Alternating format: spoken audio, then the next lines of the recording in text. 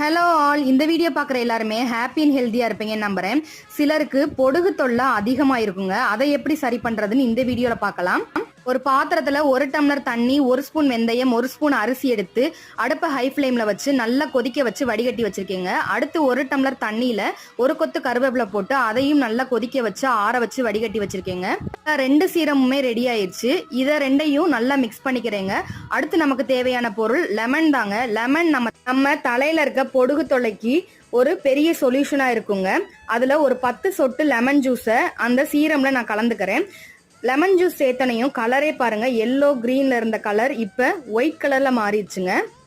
இத உங்களோட முடியோட வேர் பகுதியில மட்டும் அப்ளை பண்ணி ஒரு 20 நிமிஷம் கழிச்சு நீங்க யூஸ் பண்ற எந்த ஷாம்பு, சீயக்காய் யூஸ் பண்ணி ஹேர் வாஷ் பண்ணிக்கலாங்க. இதை தொடர்ந்து நீங்க ஒரு 3 மாசத்துக்கு ட்ரை பண்றப்ப உங்களோட பொடுகு எங்க போகும்னே தெரியாத அளவுக்கு சூப்பர் ரிசல்ட் கொடுக்குங்க.